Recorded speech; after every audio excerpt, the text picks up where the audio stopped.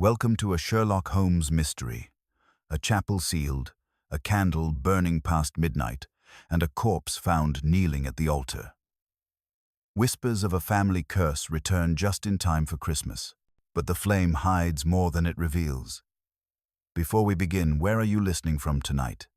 Tell us below. It was upon a bitterly cold December evening, some 3 days before Christmas of '89, that I first heard the strange tale of the Christmas candle from my old friend, Mr. Sherlock Holmes. Outside, the fog lay thick over Baker Street, coiling like a living creature through the gaslight and muffling the sounds of passing cabs. Within, our fire burned cheerfully, throwing long shadows across the cluttered sitting room, while Holmes, cross-legged upon the hearthrug, was methodically examining a small glass vial with his magnifying lens. "You are aware, Watson," he murmured without looking up, "that paraffin wax leaves a distinct residue when subjected to open flame for prolonged duration." "I am aware of nothing of the sort," said I, smiling. "But I confess it is just the sort of fact I would expect you to know, Holmes. What devilry of chemistry engages you this time?" He raised his head, his eyes gleaming with that cold, analytical fire which always announced a new case. "Not chemistry, my dear fellow murder." Before I could respond, Mrs. Hudson entered, bearing a calling card upon a silver tray. Holmes took it between two long fingers and read aloud, "Sir Reginald Collingwood, Bart, Hampstead Hall." "Show him up," said Holmes immediately. Moments later, a tall, white-haired gentleman of dignified bearing was shown into our sitting room. His cheeks were pale, his lips thin, and his manner that of one struggling to conceal an inward horror. "Mr. Holmes," he said in a tremulous voice, "I beg your pardon for intruding upon your time, but I am at my wits' end. The matter concerns, if I may speak plainly, a death at my family's Christmas gathering." Holmes rose and bowed. "Pray, take a seat by the fire. Your case, Sir Reginald, already promises the charm of seasonable interest. You said a death?" "My nephew, Charles Collingwood. He was found dead last evening in the chapel at Hampstead Hall. It was thought at first to be natural causes, for there were no marks of violence. But, Mr. Holmes, there was something unholy about the scene." "Unholy?" repeated Holmes, his brows arching slightly. Sir Reginald clasped his gloved hands together. "The family has for generations observed a peculiar Christmas tradition. On Christmas Eve, a candle is lit in the chapel to commemorate my ancestor, Sir Godfrey Collingwood, who was murdered there 2 centuries ago. That candle burns through the night beside the altar. Yet this year," he paused, his voice faltering, "this year, the candle never went out." Holmes leaned forward. "Never went out, you say? Even after the death was discovered?" "Precisely. When the butler entered the chapel this morning, the candle was still burning, though it had been lit nearly 12 hours before. We tried to extinguish it, 3 of us did, but the flame would not die. It burned, Mr. Holmes, as though mocking us, and beside it lay my nephew stone dead, with a look of terror upon his face."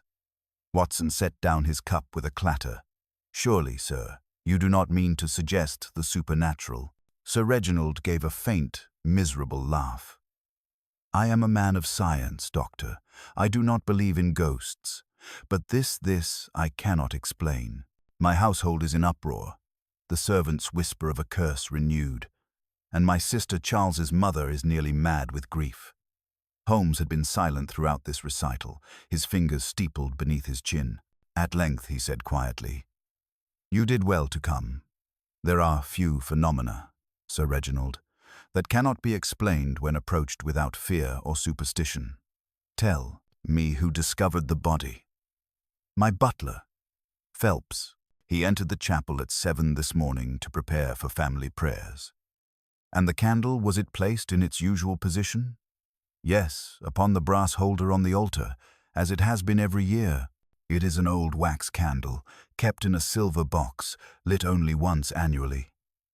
Holmes' eyes glinted. "An annual ritual, with an unchanging object. Curious. And no one else, I presume?" entered the chapel between the lighting of the candle and the discovery of the body? None that we know of. The chapel doors were locked from within. From within? Holmes's tone sharpened. Then how, pray, did the butler enter? By breaking the smaller vestry window, sir. It was the only way. Holmes rose, his manner brisk. A locked chapel, a dead man within, and a candle that defies extinction. It appears we are presented with 3 puzzles, not one. Watson, pack your bag. We leave for Hampstead Hall tonight. Sir, Reginald looked greatly relieved. You cannot imagine how grateful I am, Mr. Holmes. Holmes merely waved a hand. Gratitude is premature. Truth first, comfort later. As soon as the baronet had departed, Holmes turned to me with the keenest animation. Watson, do you not perceive the beauty of it? A locked-room death, always the most perfect of challenges. And the candle, my dear fellow, the candle is the key. To what? I demanded. To everything. But the night is young, and the train to Hampstead waits for no man. Come, Watson, bring your revolver and your warmest coat. We are about to spend Christmas in the company of a corpse that refused to rest and a flame that refused to die. As the wind howled beyond the frosted windows and Holmes's eyes gleamed with fierce anticipation, I could not help but shiver, not from the cold, but from the uneasy certainty that this case would prove one of the strangest in our long association. The journey to Hampstead that evening was a silent one. Holmes sat opposite me in our compartment, his long fingers pressed together, his eyes half closed as though in repose, yet I knew well that his mind was working with relentless precision. The rhythmic clatter of the train wheels seemed only to quicken his thoughts, and once or twice I saw him smile faintly to himself, an expression I had come to associate with the scent of a puzzle that promised both complexity and elegance. Outside, the darkness deepened, broken only by the occasional flicker of gaslights through the mist as we left the city behind. You have formed a theory already, I ventured. He opened his eyes, their grey depths glinting like steel in the dim light. I have formed several hypotheses, Watson. The difficulty lies in determining which one holds. He drew from his pocket a small notebook and tapped it lightly. We are told that the candle was lit at midnight, that it burned through the night without being extinguished, and that the body was found with the door locked from within. Now, consider, my dear fellow, the flame that will not die is not a miracle, it is a mechanism. You believe the candle was tampered with? I believe nothing yet, but I suspect that the flame, rather than a supernatural omen, was the instrument by which death was delivered. I started. You mean poison? Possibly. Or something subtler still. We shall see. He returned to silence, his gaze now fixed on the reflection of his own face in the black window pane. By the time we arrived at Hampstead, the fog had thickened into a dense curtain. The great gates of Hampstead Hall loomed before us, and as the carriage rattled up the long drive, I caught my first sight of the house, a vast and ancient structure of grey stone, its gables heavy with frost, its windows throwing out a feeble, uncertain glow. Inside, the air was heavy with the mingled scent of pine garlands and candle wax, and the hush that greeted us was more fitting for a tomb than a home preparing for Christmas. Sir Reginald met us in the entrance hall, his manner composed but his eyes still haunted. Mr. Holmes, Dr. Watson, thank heaven you've come. The family is distraught. My sister refuses to leave her room, and the servants are threatening to depart altogether. I have forbidden anyone to touch the chapel until you've seen it. Excellent, Holmes said curtly. You have done precisely the right thing. If you will lead the way, we shall begin at once. He followed Sir Reginald through a long, oak-panelled corridor, our footsteps echoing hollowly on the stone floor. The chapel lay at the far end of the west wing, its heavy doors flanked by 2 suits of armour that glimmered dully in the lamplight. Sir Reginald unlocked the door with a trembling hand and pushed it open. The air within was bitterly cold. A faint smell of wax and something acrid, almost metallic, hung in the stillness. The candle in question stood upon the altar exactly as Sir Reginald had described, its flame burning with a steady, unnatural blue tint that immediately drew the eye. Beside it, covered by a white sheet, lay the still form of Charles Collingwood. Holmes crossed the stone floor in 3 strides. He bent low over the altar, his eyes darting rapidly from the candle to the candlestick, and then to the walls surrounding it. "A curious flame," he murmured. "Do you observe, Watson, that it burns without guttering, despite the draught from the broken window?" I nodded, a chill running through me. "It's as though it feeds on something other than air." "Indeed," said Holmes softly. He leaned closer, inhaled once, then stepped back. "Phosphorus. Mixed with paraffin, ingenious, though perilous. But that alone would not kill a man."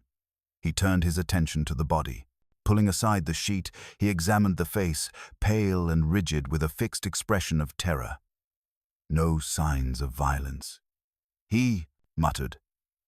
"No bruising, no froth at the lips.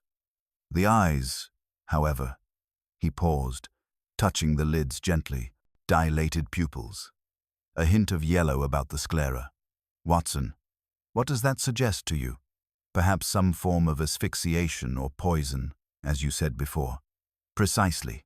Yet the room bears no odor of cyanide or chloroform, no spilled glass, no vial, no residue upon the altar. The candle, then, must be the agent or the witness." He moved about the chapel swiftly, examining the pews, the carpet, the door latch, the small vestry window. Then he crouched to study the floor near the altar and let out a short exclamation. "Ah, here we have the first whisper of truth." I bent beside him.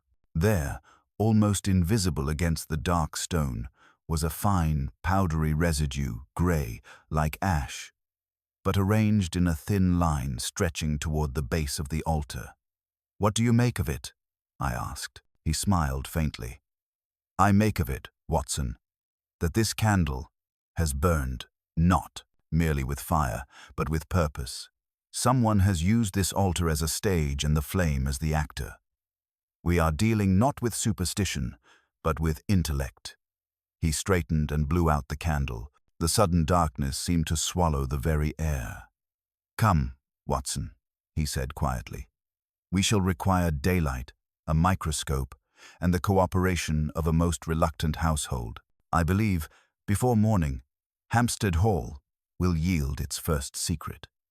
By morning the heavy fog had lifted, revealing Hampstead Hall in its full, austere grandeur. The frost glittered on the ivy-clad walls, and smoke rose lazily from the chimneys. Holmes and I breakfasted in a vast dining room where portraits of grim-faced ancestors stared down from every wall. The mood of the household was subdued. Servants moved like phantoms, whispering, their eyes darting toward the corridor that led to the chapel.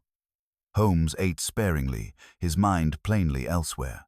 He toyed with a slice of toast, then rose, abruptly. "Watson, the daylight affords us an advantage. Let us see the scene anew. I should like, before we speak to any member of this family, to examine that powder I discovered last night." Sir Reginald accompanied us, visibly uneasy. "You will find everything untouched, Mr. Holmes. I have seen to it personally." The chapel was, as we had left it, cold, still, and faintly oppressive. Sunlight filtered through the stained glass, painting blood-red and amber hues across the stone floor. Holmes unpacked his small case of instruments, spreading them on a pew with the methodical precision of a surgeon. With tweezers and glass slides, he gathered several traces of the grey dust. "Remarkable," he murmured after a few moments at the microscope. "Watson, observe. The granules are crystalline saltpeter and charcoal, with traces of sulfur." "Gunpowder?" I exclaimed. "Indeed. Though extremely fine, pulverized beyond ordinary use, and laid in that narrow line across the stones as though to convey flame from one point to another." I stared at him in surprise. "But why? Surely not for explosion." Holmes gave a thin smile. "Not explosion, ignition. Our late Mr. Charles Collingwood may have stood within the path of that infernal line when it was lit." The question, my dear fellow, is what burned at the other end. He turned back to the altar, examining the candlestick with an intensity that made Sir Reginald step back instinctively. Then Holmes suddenly removed the candle and held the holder up to the light. Within the hollow stem glinted a thin metal tube, almost invisible to the untrained eye. Aha! There lies our mischief. A capillary vent, drilled cunningly through the base. It leads directly into the wax. Observe. Watson. The interior of the tube is coated with a dark residue, tarry to the touch. When heated, it would emit noxious fumes, possibly arsenical or mercurial vapor.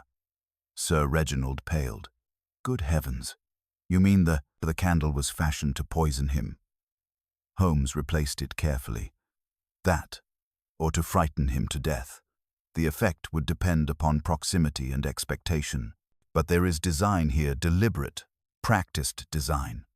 At that moment, the door opened, and a young woman entered, her eyes swollen from weeping. "Uncle," she said softly, "Mother begs you to come. She feels faint again." "This is my niece, Miss Eleanor Collingwood," said Sir Reginald. "Eleanor, Mr. Sherlock Holmes and Dr. Watson." Holmes bowed slightly. "Miss Collingwood, you were in the house last night?" "Yes, sir. We all were. My cousin Charles retired shortly before midnight after lighting the candle in the chapel. He insisted on performing the duty himself this year. He said it would bring good fortune. Did anyone see him afterward?" She hesitated. "No. Only that I heard something, perhaps half an hour later, a faint crackling sound, like paper burning. I thought it was the wind in the chimney." Holmes's gaze sharpened. "Precisely at 12:30, you say?" "I believe so. Yes." Holmes exchanged a quick glance with me. "Thank you, Miss Collingwood. You have been most helpful." When she had gone, he turned to Sir Reginald. "We must see Mr. Phelps, your butler, at once." Phelps proved to be a stooped, solemn man with careful manners. He confirmed that he had broken the vestry window to enter and had found the door bolted from within. "And no key on the inside?" asked Holmes. "No, sir. It was gone." "Gone," Holmes repeated thoughtfully. "Then, my dear Watson, our ghost not only locks doors but pockets keys. Curious behavior for an apparition." He turned back toward the altar and tapped the candlestick with one long finger. "I believe the hand that lit this candle never intended to see it extinguished. The trick now lies in discovering whose hand that was and who profited by its dreadful glow." He replaced the candle on the altar and stood motionless for a moment, his head slightly bent, as if listening to some inner whisper. Then he spoke, almost to himself. "A vented candle, a missing key, and a family steeped in old superstitions. The pattern begins to emerge. Tonight, Watson, when the house sleeps, we shall relight this accursed flame and see whether the dead will speak once more." Night returned to Hampstead Hall, shrouded in mist, and the ancient corridors seemed to breathe with the chill of centuries. Holmes and I dined alone in a smaller room that evening, for the family had withdrawn early, claiming exhaustion and grief. Holmes, however, showed no sign of fatigue.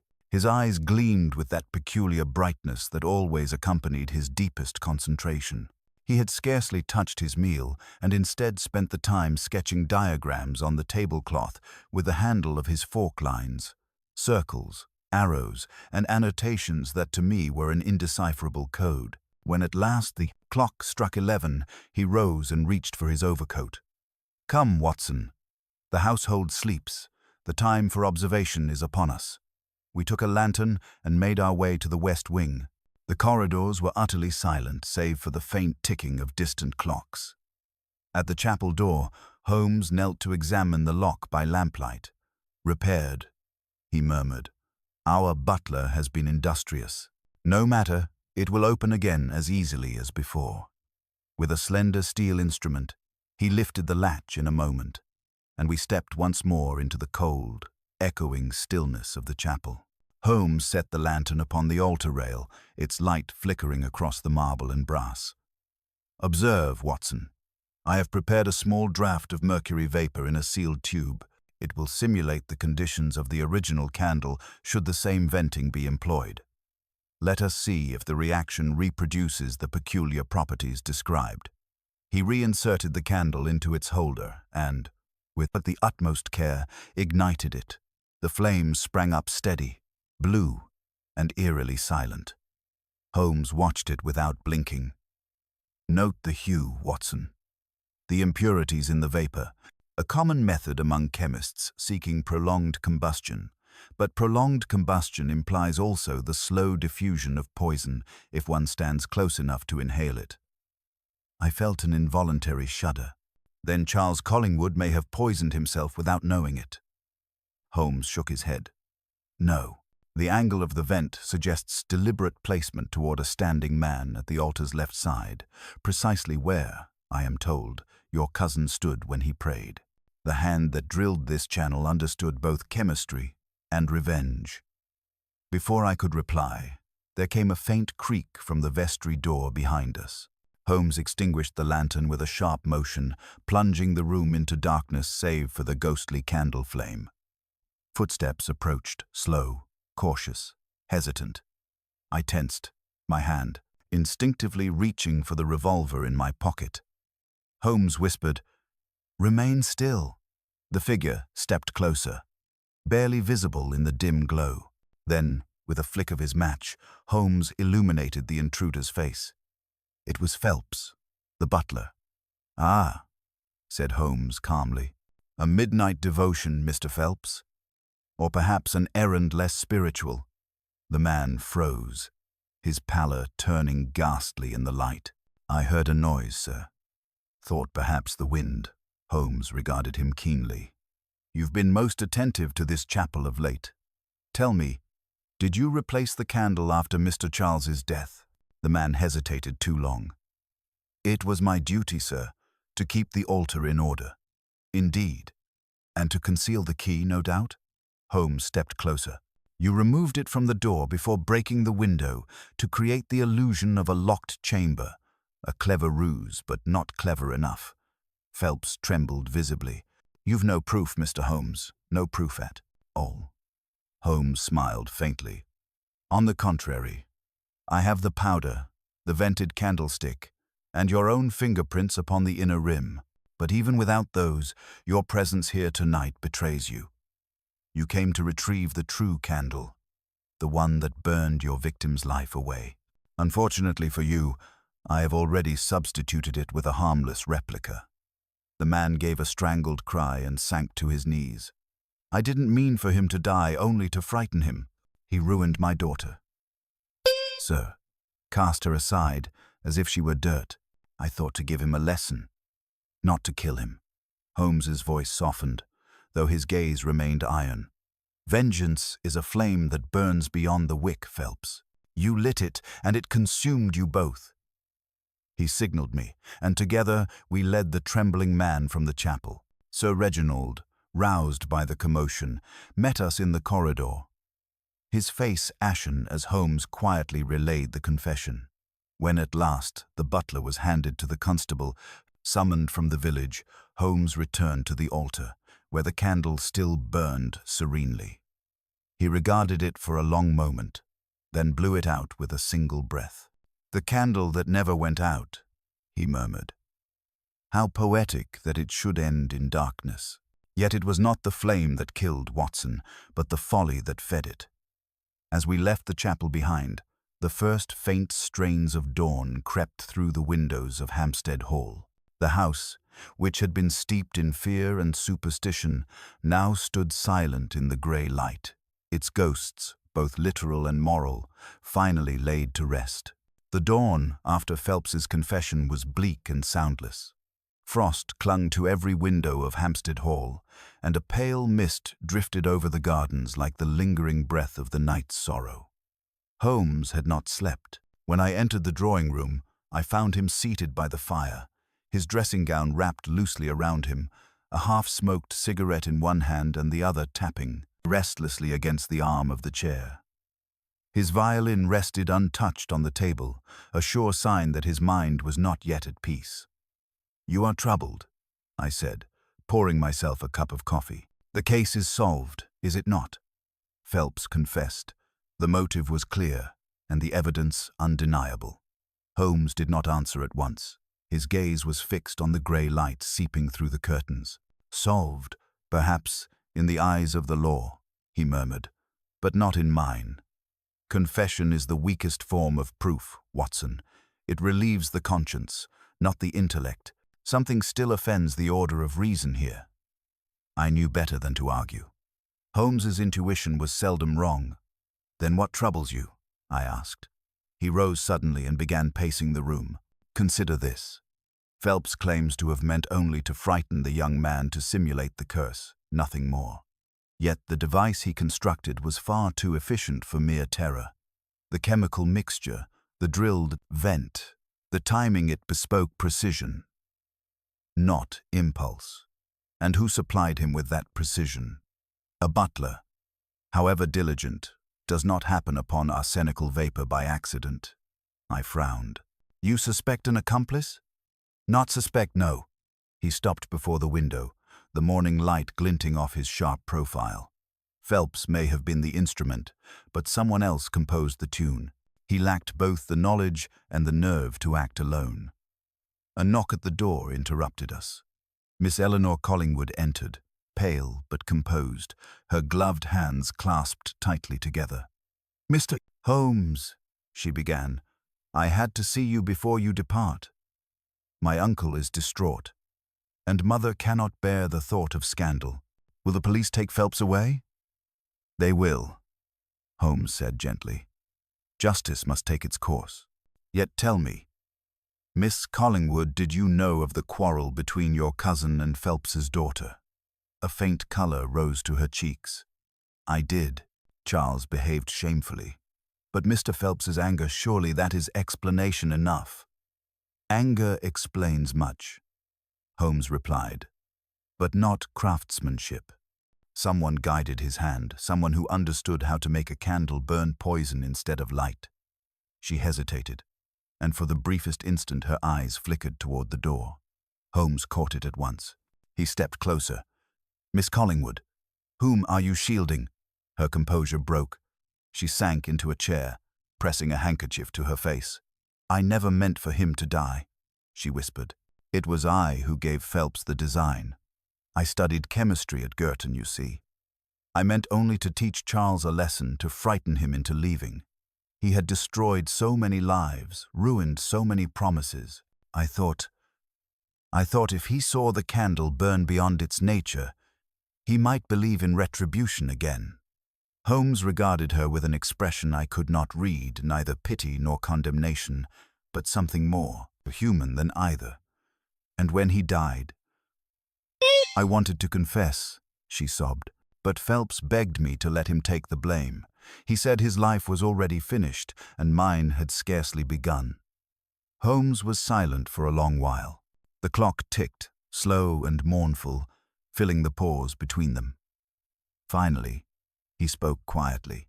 "The law is seldom as merciful as conscience, Miss Collingwood, but perhaps the truth need not wound where the lie has already cut too deep. Leave the matter as it stands. Phelps's confession will suffice. The world need not know the rest." She looked up, her eyes wide with disbelief. "You would do that for me?" Holmes turned away, drawing his dressing gown tighter. "I would do it for logic, Miss Collingwood. The world thrives on tidy endings, even when they are imperfect." When she had gone, I stared at him in astonishment. "You are letting her go?" He smiled faintly, though there was no warmth in it. "I am letting reason prevail, Watson. To drag her name through scandal would serve neither justice nor truth. The dead cannot be revived, and the living must bear their ghosts as best they can." We left Hampstead Hall before noon. As our carriage rolled down the frozen road, I looked back once at the house, its tall chimneys piercing the grey sky, its windows glimmering faintly with reflected light. Holmes sat beside me, silent, his face unreadable. At last he said softly, "The candle that would not die. Watson, how like guilt itself. No matter how deeply one buries the flame, its smoke will always find a way to rise." And with that, He leaned back against the seat, closed his eyes, and let the mist swallow the road behind us. London's air was a brittle, crystalline cold when we returned to Baker Street the following evening. The glow of the gas lamps along the Strand trembled through the fog, and the clatter of hooves upon the cobblestones sounded hollow, distant like echoes from some other world. Holmes remained silent throughout our cab ride, his profile sharp and still against the dim city light. Only when we reached our familiar sitting room did he seem to thaw, flinging himself into his armchair and stretching his long limbs toward the hearth as if reclaiming his natural element. Mrs.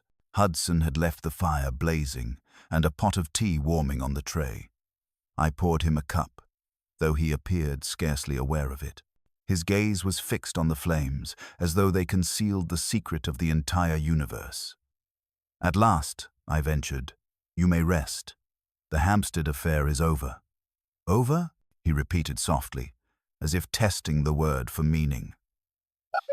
"Perhaps in the eyes of the world, Watson, but not in mine." He reached for his violin, drew the bow across the strings, and produced a long, melancholy note that quivered in the air before fading into silence. Every case, however small, leaves behind its residue. This one has left more than most. "You refer to Miss Collingwood?" I asked gently. Holmes inclined his head. "She represents the most perilous form of intelligence, a mind sharpened by education yet dulled by sentiment. Her error was not in calculation, but in compassion. She sought moral retribution where science offered only consequence." I settled opposite him. "You spared her, Holmes. I cannot decide whether that was mercy or logic." He smiled faintly. "A question that might be asked of Providence itself, my dear Watson. I did not spare her. I merely refrained from condemning her twice. Society will punish her enough through her own conscience. One does not need a court to impose that sentence." The fire crackled between us, filling the quiet. For a time neither of us spoke. Holmes's face, always so keen and deliberate, had softened into thought. I wondered what depths of his mind stirred behind that composure, the machinery of reason grinding alongside the muted ache of something almost human. At length he rose and moved to the window, parting the curtains slightly. Snow had begun to fall, soft and soundless, blanketing the street in white. "Do you know, Watson," he said, "there is an irony in that wretched candle. It was meant to mimic eternity, to burn beyond its nature. Yet it consumed itself faster for the attempt. I sometimes think man is much the same, ever trying to stretch his purpose beyond his design, and in doing so, hastening his own undoing. You're becoming philosophical, merely observant. The universe, like my cases, delights in paradox." He turned back toward the hearth, where the last embers glowed a dull red. "Had Miss Collingwood possessed your moral steadiness, or Phelps a lesser pride, this entire affair might have been avoided. But that, too, is human nature. Every act of revenge is but an admission of helplessness." I studied him in silence. Beneath his detached intellect, there existed a thread of quiet melancholy, an understanding that genius brings not happiness, but awareness. The clock on the mantel struck 10. Holmes drew a final drag from his cigarette and rose briskly, as though shaking off the last traces of reflection. "Enough sentiment. I have a telegram to send to Lestrade, instructing him to close the file. The official report shall state death by misadventure. Let the world believe the curse of the Christmas candle ended as mysteriously as it began." "And what of the candle itself?" I asked. He gave a curious smile. "I have it here." He opened a drawer and produced the silver holder, now empty, gleaming faintly in the firelight. "I extinguished it, Watson. Yet see." He tilted it slightly, and a faint wisp of smoke curled upward, vanishing into the air. "Even in death, a trace remains. A reminder that the past never wholly dies, only dissipates." I watched him replace it in the drawer with almost reverent care.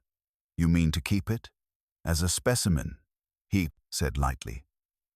and perhaps as a warning to remind me that every flame, no matter how brilliant, casts a shadow.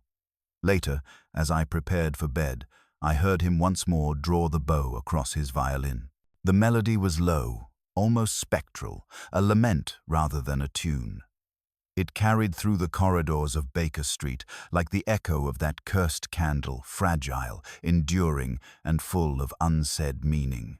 When I closed my notebook upon the final line of this account, I realized that, of all the mysteries I had shared with Sherlock Holmes, none had revealed so much of the man himself. The case of the Christmas candle that never went out was not merely a tale of crime and punishment, it was a study in conscience, where logic bowed, for once, to the quiet demands of the human heart. The days that followed were curiously uneventful, as though London itself had drawn a deep breath and settled into the dull calm of winter. Newspapers carried a brief mention of the Hampstead affair. Tragic, death of a young aristocrat. Household servant confesses. But, as Holmes predicted, the story faded from the public eye within 2 mornings. To the world, it was simply another peculiar incident in the annals of English domestic tragedy. To me, however, it remained a haunting echo that lingered far longer than headlines allowed. Holmes spent those days in a state of restless absorption. I would often find him at the window, staring out through the frost-blurred glass at the ceaseless murk of Baker Street, or bending over his chemistry table where the faint hiss of his apparatus punctuated the stillness of our rooms.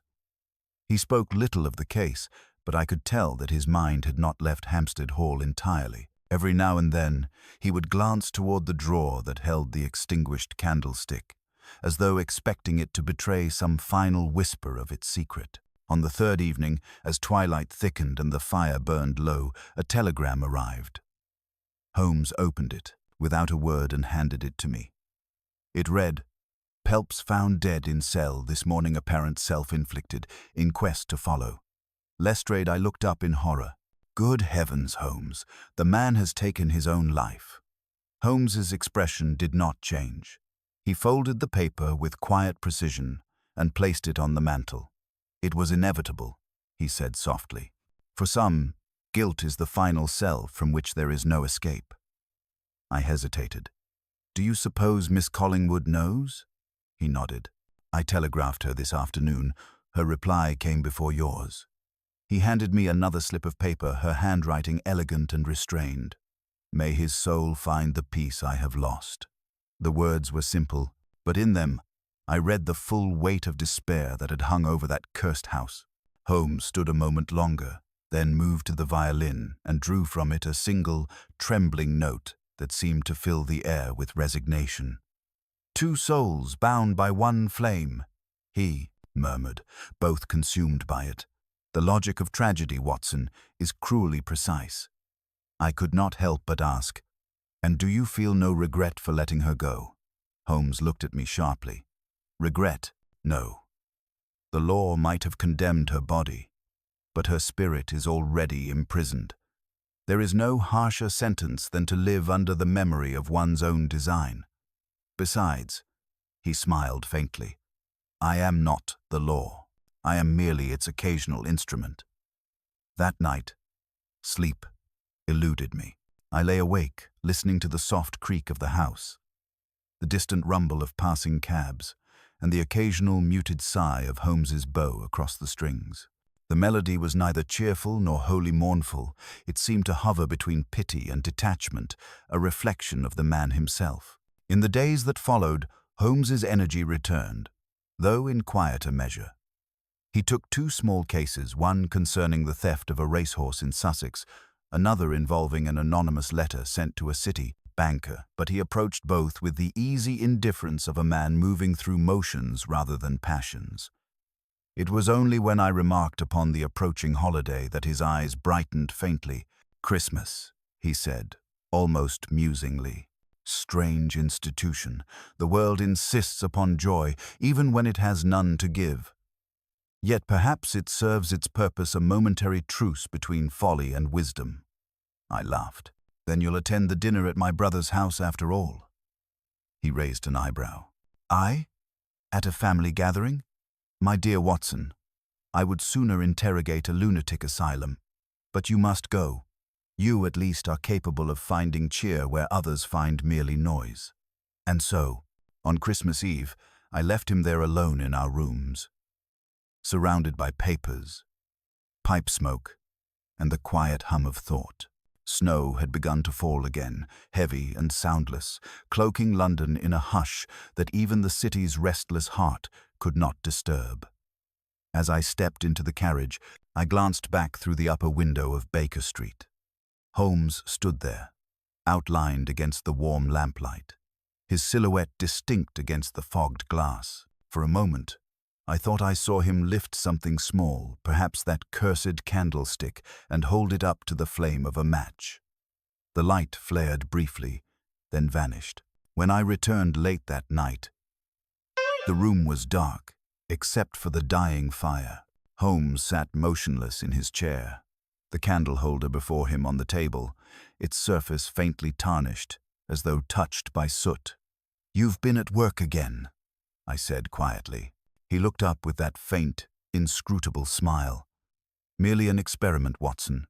I wish to see if anything truly never goes out. It does, eventually." There was nothing more to be said. Outside, the snow continued to fall, muffling all sound, even the distant bells of midnight. Holmes leaned back in his chair, his eyes half closed, while I took my usual seat opposite him. Between us, last embers flickered and faded, casting long shadows that danced like ghosts across the walls. Thus ended the affair of the Christmas candle that never went out, not with revelation or triumph, but with a silence so deep it seemed to swallow the very flame of memory itself. Snow still blanketed the city days later, muffling London into an uncanny stillness. I remember that winter as one of those rare seasons when even Baker Street seemed subdued, as though the fog itself respected silence. Holmes had retreated into what I often called his chemical solitude, an inward withdrawal that marked the closing of great cases. For 3 days he scarcely spoke, communicating only through small gestures, an absent nod, a wave toward the fire, or a murmured "excellent" when I read aloud from the papers. Yet I knew that within his mind the case of the Christmas candle still burned, its flame undimmed by conclusion. It was on the 4th evening that the embers stirred once more.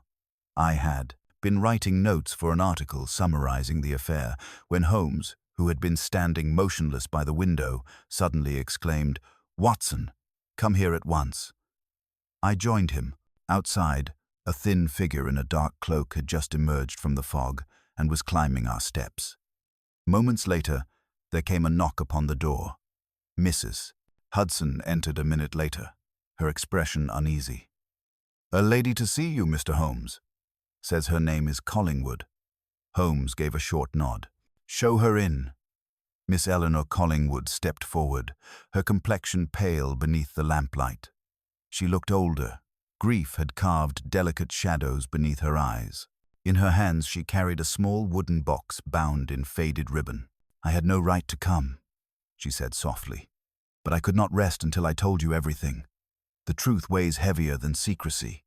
Holmes motioned for her to sit. "Truth, Miss Collingwood, like a candle's flame, destroys the wax that feeds it. Speak freely." She opened the box with trembling fingers. Inside lay a second candle identical to the one from Hampstead Hall. "There were 2, she whispered.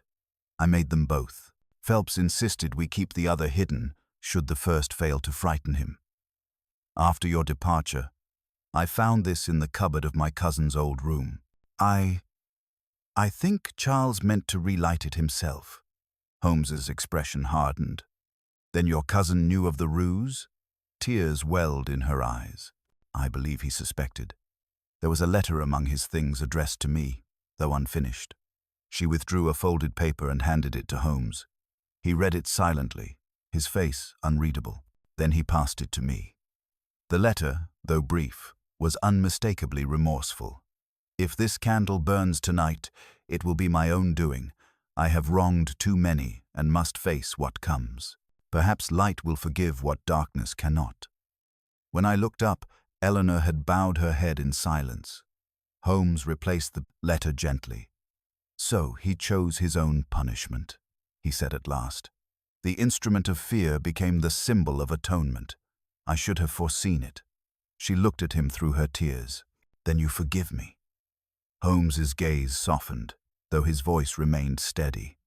"Forgiveness, Miss Collingwood, is not mine to give, but I understand, and understanding, though poor comfort, is the only absolution reason can afford."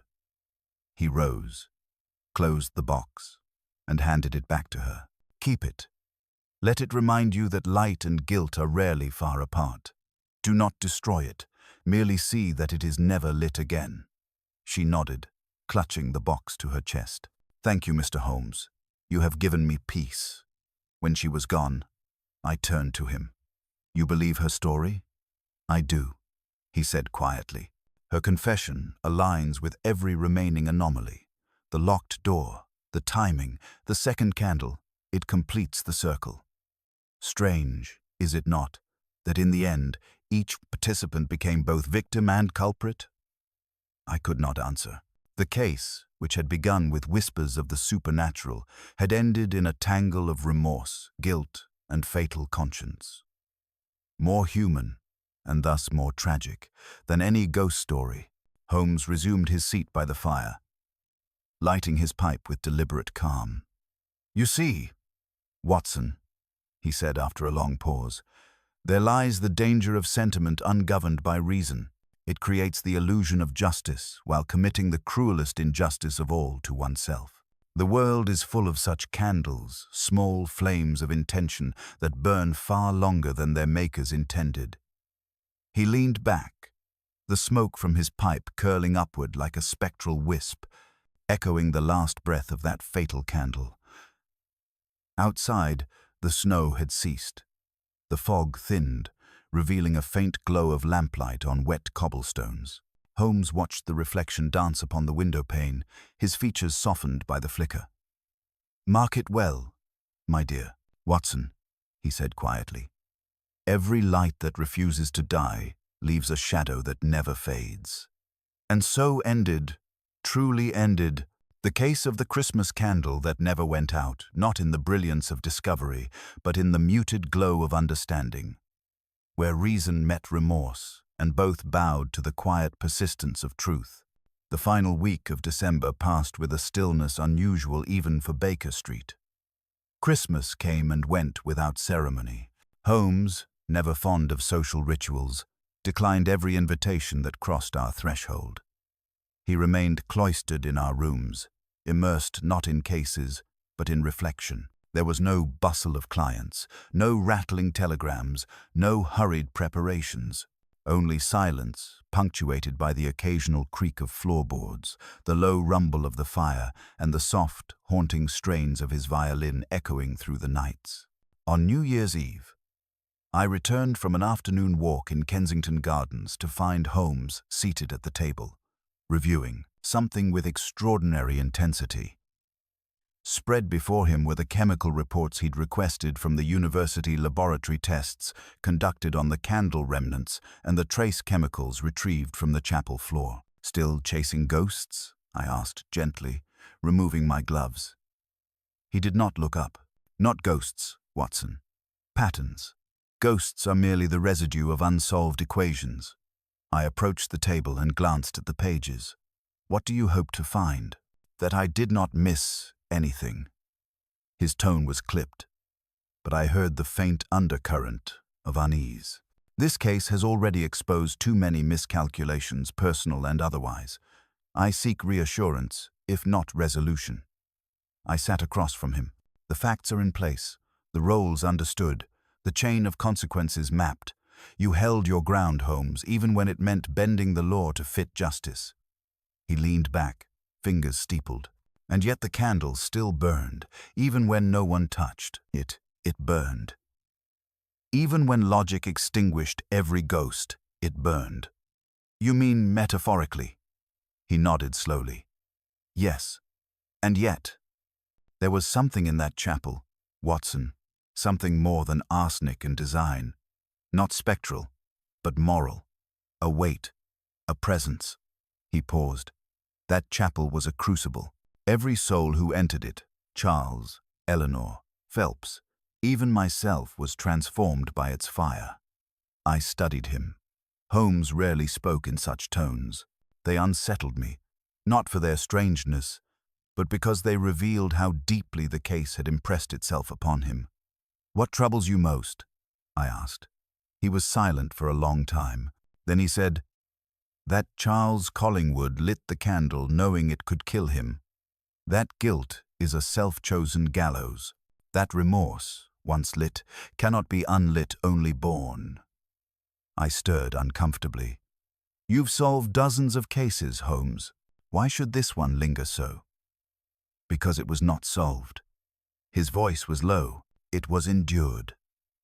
We sat in silence as the evening darkened around us. At length, Holmes rose and went to the mantel. He removed the silver candlestick from the drawer and set it down before the firelight. Its surface was now darkened, its once polished base dulled by smoke and time. "I considered destroying it," he said. "A symbolic gesture. But symbols are not truth, Watson. They are memory, and memory must endure." He looked at the candlestick as one might look upon a grave, solemn, distant, respectful. Then he surprised me. He opened a fresh page in his notebook and began to write, his pen moving swiftly across the paper. When he was done, he tore it free, folded it, and handed it to me.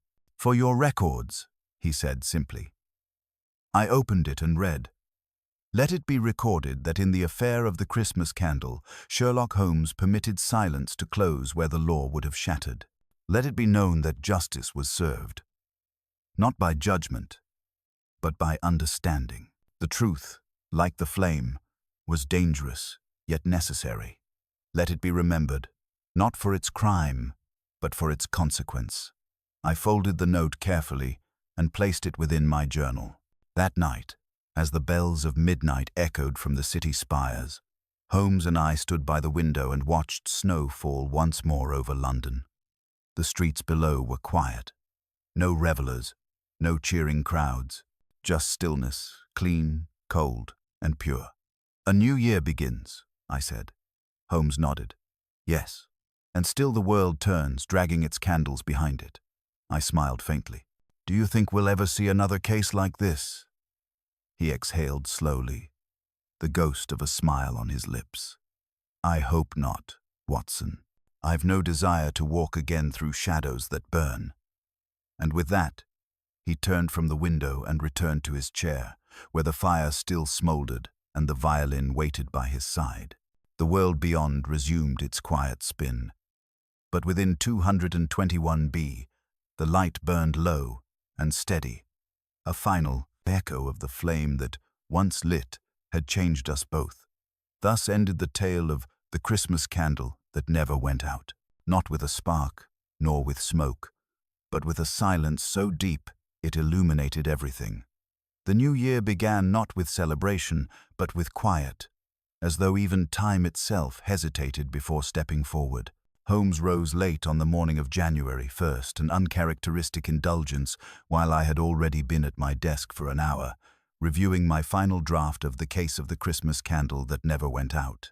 It was a strange experience, committing those events to paper, knowing that the full truth could never be told, not in the manner the public craved. But truth, as Holmes often reminded me, was not always for headlines. It was for history. He emerged from his room in his dressing gown, hair slightly unkempt, but his eyes bright and sharp. "The streets are quiet today, Watson," he said as he crossed to the fire. "Even vice appears to have taken a holiday." "Perhaps the city has finally resolved to be virtuous," I said with a smile. Holmes made a soft sound of amusement. "London's sins are merely in hibernation." He poured himself a cup of tea, sipped, and then eyed the manuscript on my desk. "Is that it, then? The tale completed?" I handed it to him. "All 10,000 words. I haven't submitted it yet. I wanted your thoughts before I seal the envelope." He took the manuscript and sat by the fire. For the better part of an hour, the only sound in our rooms was the occasional rustle of pages turning and the soft pop of logs in the hearth. I busied myself cleaning the fireplace tools, anything to avoid staring at him too eagerly. At last, Holmes set the manuscript down. "You've exercised admirable restraint, Watson. The narrative is clean, your voice suitably reflective, and most importantly, you withheld the names that must remain unnamed. I tried to follow your example," he smirked. "A dangerous ambition, but in this case, it has served you well." I hesitated. "Do you regret it? Concealing the full truth?" Holmes leaned back, folding his hands. "Regret implies one could have chosen differently. But no, I do not. The law is a fine instrument, Watson, but it is often ill-suited for the subtleties of the human soul. Phelps's end was inevitable, as was Miss Collingwood's exile from her own peace. To summon the machinery of justice upon her would have accomplished little. Let the public believe it was a servant's vengeance. Let the rest be smoke." "And Charles?" I asked. "Do you believe he intended to die?" Holmes was quiet for a long moment. Then, softly, "Yes, I believe he stood before that flame knowing exactly what it meant. He may have hoped for redemption, or simply a dramatic ending befitting his misdeeds. Either way, he chose silence over apology, and that is its own kind of guilt." A knock interrupted us. Mrs. Hudson entered with a bundle of correspondence. Holmes barely glanced at the envelopes, but one caught his eye. He opened it with a flick of the letter opener and scanned its contents. "It's from Eleanor," he said. I looked up sharply. "What does she say?" He read aloud. "I have left England. The house is sold. I carry the candle with me not as a relic of guilt, but as a reminder that fire, when misused, burns more than its target. You were right. Reason must temper conscience, or both perish. Thank you for your silence and your clarity." He folded the letter and tucked it into the inner pocket of his coat. "That, I think, concludes the affair." I nodded.